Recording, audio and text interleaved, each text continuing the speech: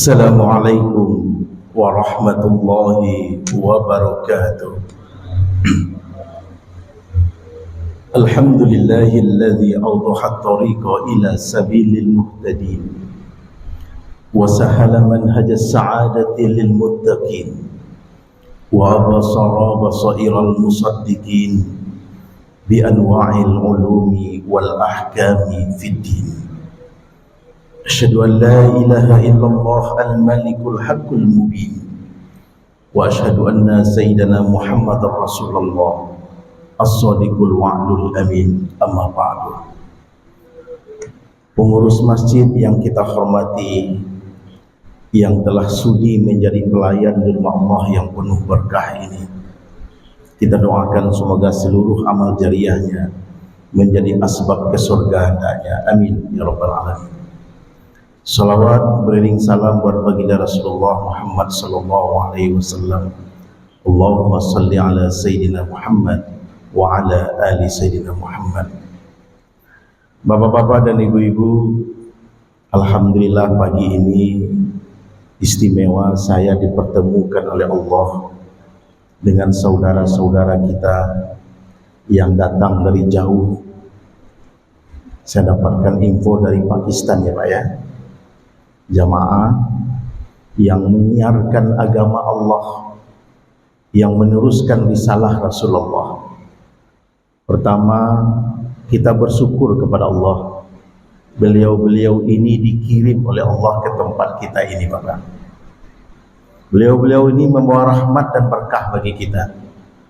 Izin natakallam bil lughatil Indonesia. Izin siapa yang menjadi ini Ustaz? Masya Allah. Beliau ini guru saya juga nih Pak, Ustazuna insyaallah. Kita bersyukur kepada Allah, beliau dihadirkan di masjid kita ini Pak. Kenapa demikian? Karena beliau mendatangkan berkah dan rahmat Allah.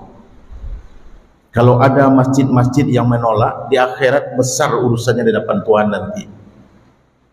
Maka oleh karena itu ada 3 sikap kita ketika datang saudara-saudara kita berdakwah ke tempat kita.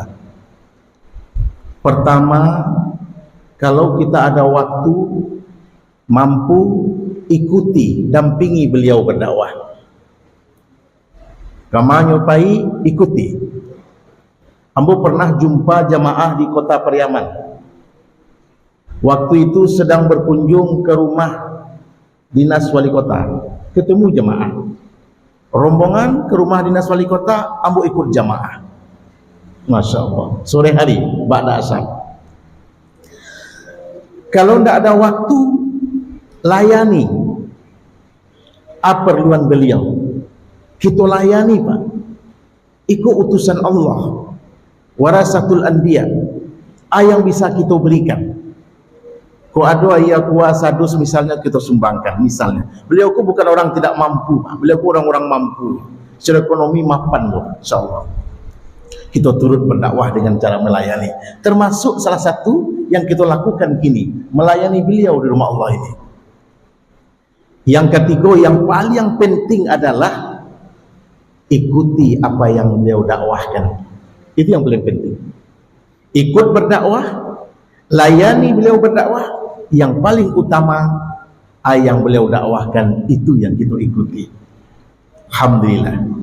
Bapak Ibu, saya teringat sebuah kisah di akhir hayat Rasulullah. Mu'az bin Jabal bertemu dengan Nabi. Ini luar biasa kisahnya ini. Ketika baginda Rasulullah bertemu dengan Mu'az bin Jabal, di salah itu Rasulullah berpesan kepada Mu'az, "Ya Mu'az, pergilah engkau berdakwah ke negeri yang jauh. Keluar dari Madinah, pergi berdakwah." Pesan Nabi kepada Mu'az. "Siap ya Rasul," kata Mu'az. Sebelum Mu'az berangkat, Nabi meneruskan ucapannya. "Ketahuilah Mu'az, ketika engkau berangkat nanti ke negeri yang jauh, engkau kembali ke Madinah, engkau tak lagi mendapatkan aku ada di sini. Baik engkau berdakwah, keluar dari Madinah, balik engkau ke kota Madinah, ambolah ndak boleh. Rasulullah sudah meninggal. Itu kata Nabi. Ya Allah, berguncanglah Muaz. Di satu sisi ingin melaksanakan perintah Rasulullah berdakwah, di sisi lain ini pertemuan terakhir dengan Nabi. Kalau ambo pahi dari Madinah, ndak bersuara Nabi lain. Allahu Akbar. Apa permintaan Muaz? Ya Rasulullah, kalau memang tidak akan basuh engkau lagi sepulang ambo berdakwah, izinkan ambo tetap di Madinah. Tolong jangan perintahkan ambo keluar, izinkan ambo tetap di Madinah agar ambo tetap bersama engkau ya Rasulullah. Izin Bapak Ibu, inilah yang beliau dapatkan sekarang Pak. Kata Nabi. Atas dasar itulah beliau berjalan Pak. Kata Rasulullah, Muaz, ketahuilah, ketika engkau berjalan mensyiarkan risalah Allah, agama Allah, di setiap langkahmu, di setiap menit waktumu, Allah curahkan berkat dan rahmat yang tidak terhingga besarnya. Nah itu makanya Pak, Abu berani menyampaikan, beliau kok membawa berkah dan rahmat ke kita Pak. Tiap langkahnya, tiap detik waktu yang beliau jalani, Allah curahkan berkah dan rahmat untuk beliau ini Pak. Berangkatlah kata Muaz, kata Rasulullah. Ya Allah Pak, dengan berurai air mata, Muaz berjalan melangkahkan kaki meninggalkan Rasulullah. Yang terjadi Pak, langkah kaki pertama beliau meninggalkan Nabi, Muaz melihat ke belakang. Ditolehkan wajah oleh Muaz melihat ke Rasulullah. Rasulullah berpaling, tidak mau menatap wajah Muaz. Terus melangkah lagi Muaz berikutnya, Muaz berhenti, melihat lagi ke Rasulullah. Apa yang dilakukan Rasul? Rasul berpaling, tidak mau menatap wajah Muaz. Wih, Masya Allah. Ketiga kalinya Muaz melangkah lagi, ditolehkan lagi wajah ke belakang. Nabi belum lagi melihat Muaz. Berikut Muaz memantapkan hatinya, saya mesti maju melangkah, dan beliau tidak lagi melihat ke belakang. Apa kata Nabi Bapak Ibu? Kenapa aku tidak menatap Muaz di saat dia melihat kepadaku? Karena ketika itu apabila bertemu pandangan mataku dengan pandangan mata Muaz, akan pecah dadanya. Saking besar cinta dan kerinduannya kepadaku, makanya aku tidak menatap matanya. Ya Allah, demikianlah orang-orang yang menjalankan risalah dakwah ini Bapak Ibu. Dicintai oleh Rasulullah, mencintai Rasulullah. Ini beliau ini Pak, dicintai Rasul, mencintai Rasul. Itulah kebahagiaan kita, dikunjungi oleh para tamu-tamu Allah ini. Ambo Bapak Ibu, kalau yang bertanya, Ustaz pernah satu, iyo, orang mengecehan kok jamaah sesat Pak. Ambo datang 3 hari, ikut ambo 3 hari. Pai ambo ke beberapa tempat, insya Allah tidak ada kesesatan di dalamnya Pak. Maka oleh karena itu, mari dimanapun beliau kita temui, kita minta doa berkah, minta didoakan oleh beliau, dan kita dukung perjalanan dakwahnya. Itu sebagai ucapan syukur atas masjid ini beserta jamaah menerima kehadiran para tamu kita ini. Yang kedua Bapak Ibu, waktu kita tidak lama-lama ini, kajian kita sekarang berhubung akan datang Ramadan. Saat ini tanggal 9 Sya'ban. 9 Sya'ban. Ada amalan istimewa yang mesti kita siapkan diri sejak Sya'ban, bahkan sejak bulan Rajab. Pak Ibu, ada doa Nabi yang khusus disebut oleh Rasulullah, terhitung sejak bulan Rajab. Allahumma barik, Allahumma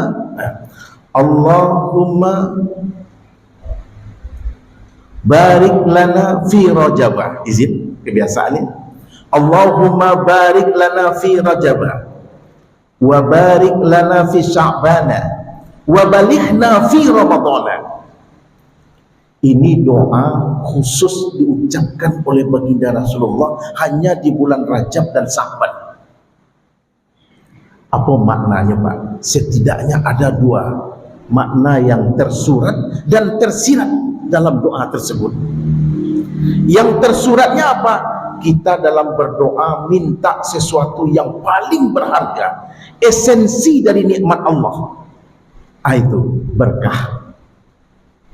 Mintalah umur yang panjang. Allahumma tawil umurana, panjangkan umur kami ya Allah.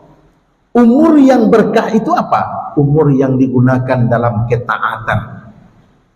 Mintalah harta yang banyak. Allahumma rzuqna rizqan halalan thayyiban wasi'an. Terus mintalah harta yang berkah. Maka dari seluruh doa yang kita ucapkan, Nabi ajarkan minta keberkahan di akhirnya. Ini satu, ini yang tersurat. Yang tersiratnya apa? Nah, ini dia Pak. Kita diminta oleh Rasulullah agar bersiap-siap menyambut bulan suci Ramadan di saat Rajab sudah datang. Nah ini Bapak Ibu yang dimuliakan Allah, kalau ada orang Rajab tiba ndak tahunya bulan Rajab, jangankan bersiap, tahu saja bulan Rajab tidak. Ini bahayanya umat Islam Bapak Ibu. Yang paham itu bulan Januari, Februari, Maret. Padahal bulan beribadah bagi umat Islam bukan bulan itu. Rajab, Sya'ban, Ramadan. Jadi tidak ada persiapan. Apa yang terjadi? Gagal Ramadan awak Pak. Kata Nabi, kam min sha'imin, banyak orang puasa. Laisa lahu min siyamihi, tak satu pun yang dia dapatkan dari puasanya. Ilal ju' wal atas, kecuali haus dan lapar. Siapa orangnya tuh Bapak Ibu? Orang tidak ada persiapan. Orang yang tidak ada bekal untuk menyambut Ramadan, gagal Ramadannya. Maka berpuluh tahun awak puasa Pak, tidak ada yang berubah dalam diri awak. Kenapa? Ramadannya gagal. Nah, Rajablah lewat. Ulama juga ada mengatakan, terlepas sahih atau tidak, bulan Rajab bulan menanam, bulan Sya'ban bulan menyiram, bulan Ramadan bulan memetik hasil. Ini besar hikmahnya nih Pak. Apa yang kita tanam di bulan Rajab, apa yang kita siram di bulan Sya'ban, apa yang kita petik di bulan Ramadan. Nah, sidang jemaah subuh tamu Allah yang berbahagia, kita ambil kesimpulan apa yang dilakukan oleh Rasulullah di bulan Sya'ban sebagai contoh dan suri tauladan kita.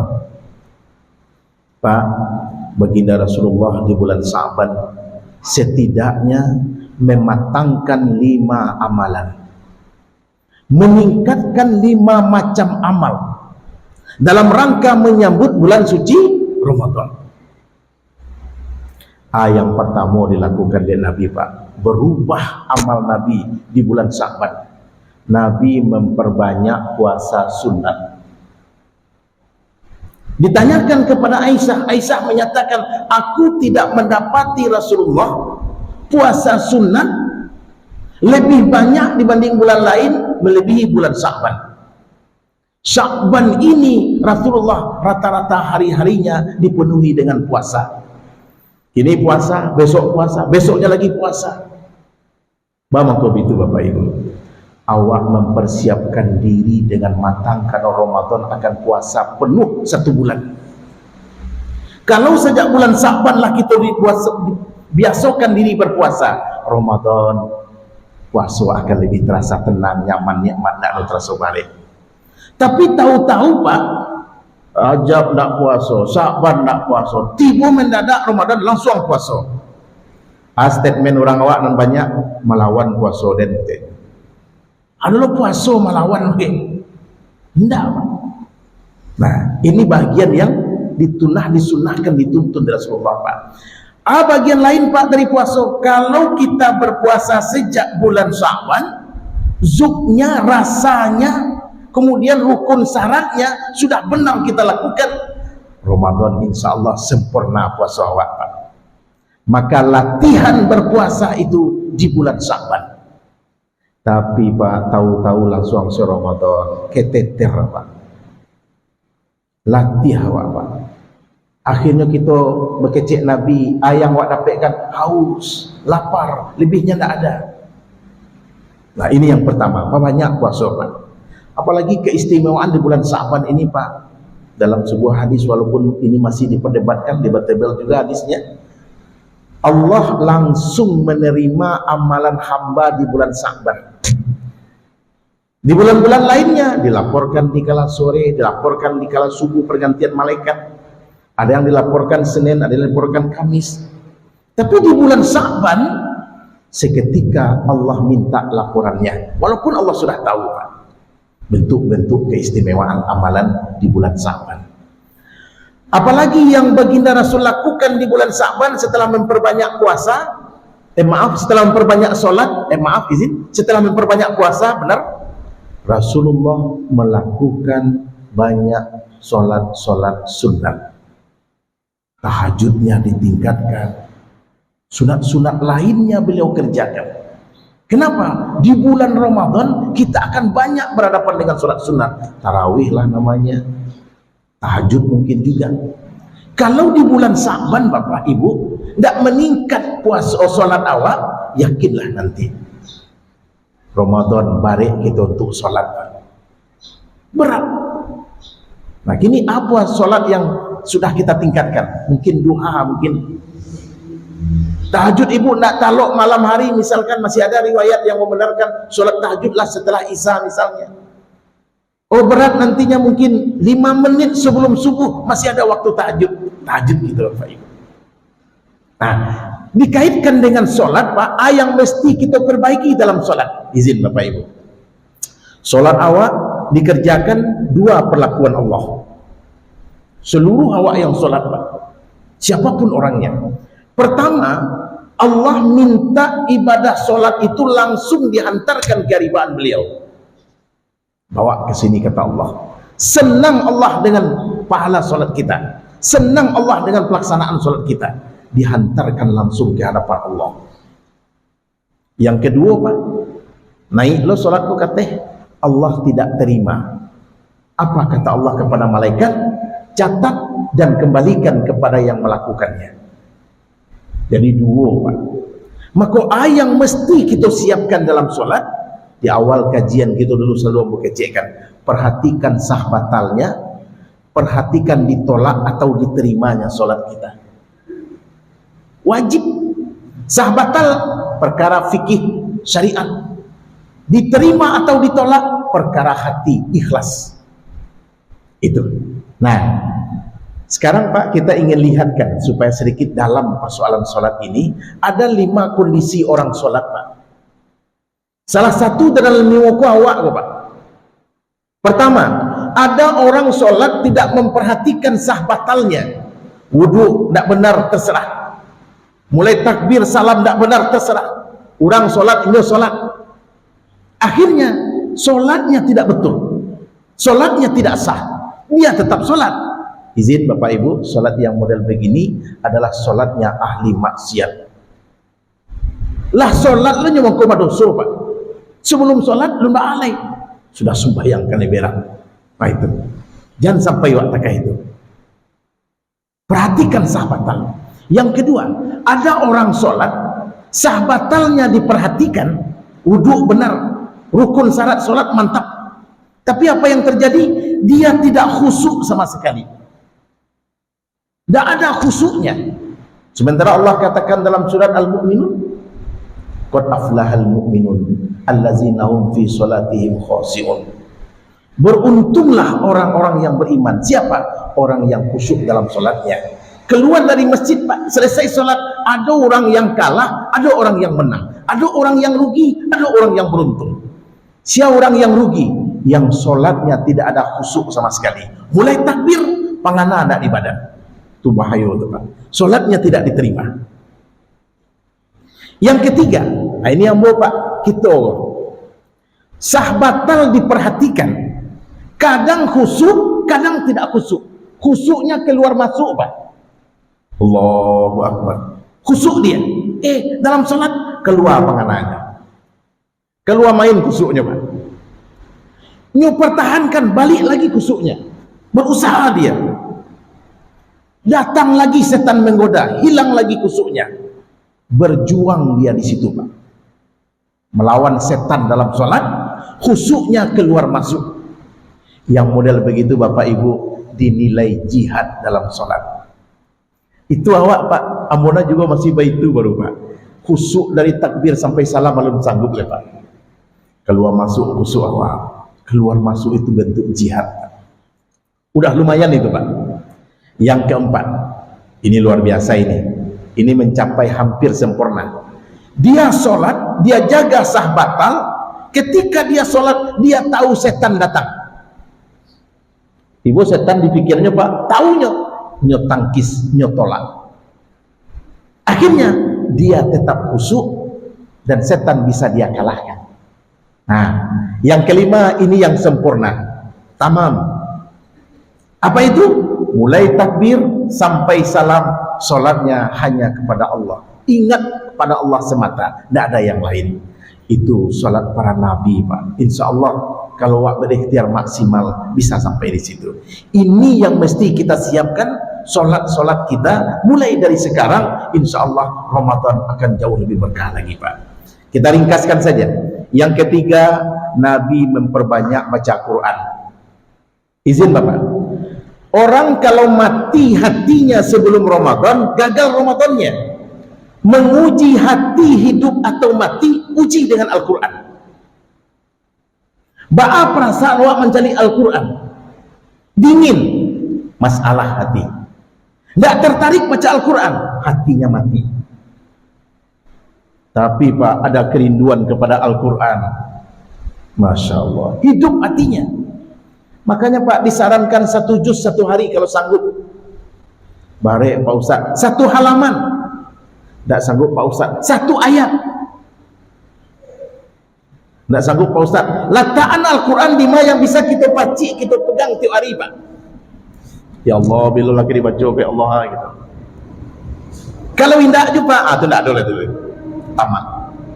Jadi Pak, baginda Rasulullah di Sya'ban ini, di samping puasa, sholat, membaca Al-Quran beliau tingkatkan. Awak juga harus begitu Pak. Yang keempat, Nabi memperbanyak bersedekah. Ya Allah, sia yang cekia dari bulan Sya'ban bajai sakunya, di bulan Ramadan yo kunci sakunya Pak. Yang pemurah luar biasa. Izin Pak, ada orang puasa 30 hari, 30 hari itu loh pahalanya. Ada orang puasa 30 hari, inyo dapat pahala 60 hari. Aja bayangkan Pak. Apa sebab? Dia bersedekah. Aku kemarin Pak, kita kajian di Masjid Nurul Falah Linggarjati. Ibu-ibunya sepakat kita bawa takjil ke masjid, kita puasa bersama di masjid. Yang saya berikan ibu yang makan untuk buka puasa, saling bertukaran pabukuan Pak. Itu dahsyat itu. Antarkan kolak ke rumah tetangga, nyoba buku deh itu Pak, dapat pahala tambahan awak. Itu mesti diperbanyak semangat bersedekah dari sekarang. Yang kelima terakhir, Rasulullah banyak berdoa dan beristighfar.